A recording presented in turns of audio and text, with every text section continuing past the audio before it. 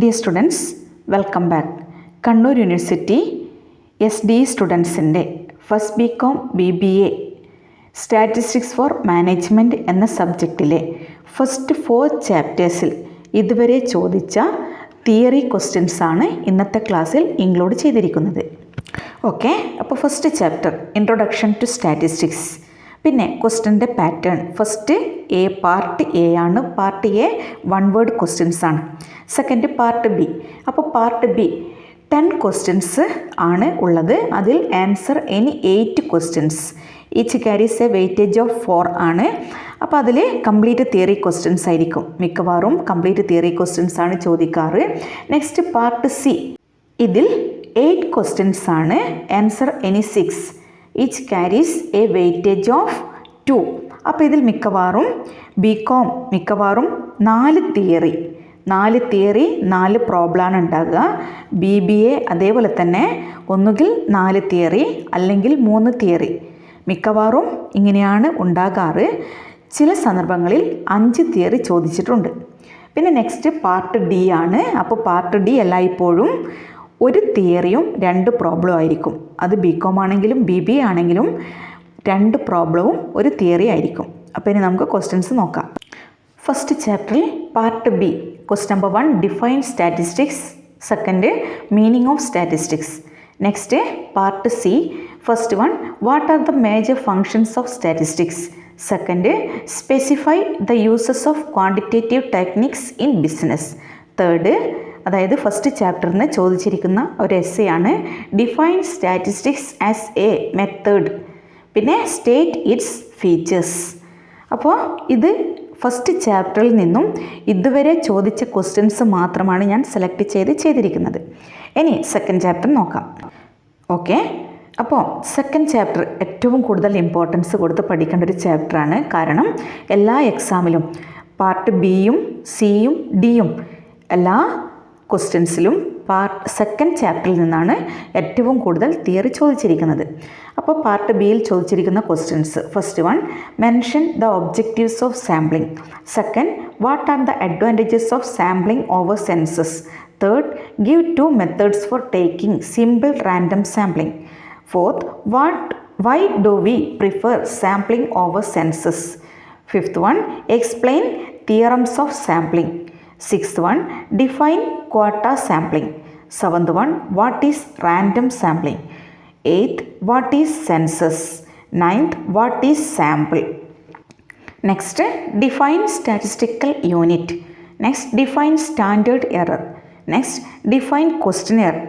Next, what is interview schedule. Next, define law of statistical regularity. Next, what is population.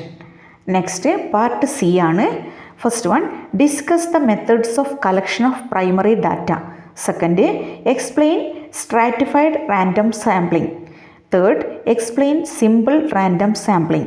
Fourth, differentiate between primary data and secondary data. Fifth one, differentiate between sampling error and non-sampling error. Sixth one, differentiate between probability and non-probability sampling. Seventh one, what do you mean by snowball sampling? Eighth, what is the difference between homogeneous group and heterogeneous group? Next, part D ആണ്. അപ്പോൾ ഏറ്റവും കൂടുതൽ essay questions ചോദിച്ചിരിക്കുന്നതും second ചാപ്റ്ററിൽ നിന്നാണ്. അതിൽ first 1 what is sampling. State the merits and demerits of sampling. Next, discuss about different types of sampling techniques. Next, what is processing of data. Explain. Next, what is probability sampling. What are its different types. Next third ചാപ്റ്ററാണ്. അപ്പോൾ third ചാപ്റ്ററിൽ നിന്നും ഒരുപാട് theory questions ചോദിച്ചിട്ടുണ്ട്. അതേതൊക്കെയാണെന്ന് നോക്കാം. First part B question number 1 what do you mean by chronological classification. Second, name 4 different ways of classification. Third, define line chart. Fourth, what is tabulation. Fifth, what do you mean by control chart. Six, explain P diagram. Seventh, what is scatter diagram. Eighth, what do you mean by R chart? 9, explain histogram. 10, what do you mean by X bar chart? 11, explain classification of data. Next, part C ആണ്. അതിൽ question number 1, what is meant by Lorenz curve and its uses.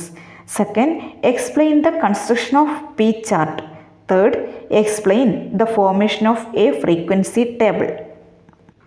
Next question number 4, write a note on pictograms and lactograms. Fifth one, distinguish between bar chart and histogram. Sixth one, what is a graph? Mention its different varieties. Next part D ആണ്. Part ഡിയിൽ ഈ ചാപ്റ്ററിൽ നിന്ന് ഒരു essay question ആണ് ഇതുവരെ ചോദിച്ചത്. അത് define classification and explain different types of classification. Next chapter 4 ആണ്, statistical averages. Question number 1, what is mean. Next, what is median? Next, what is mode?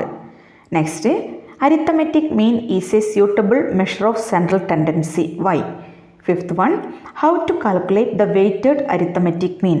Sixth one, what is harmonic mean? Seventh one, explain moving average. Eighth, state the mathematical properties of median. Ninth, state the arithmetical properties of mean. 10. What are the practical uses of geometric mean? 11. What is geometric mean? Next part C ആണ്. Question number 1, what are the limitations of median? Second, what is geometric mean? What are its characteristics? Third one, state the merits of geometric mean. Fourth one, what are the requisites of an ideal average? Fifth one, how to find median for a grouped data.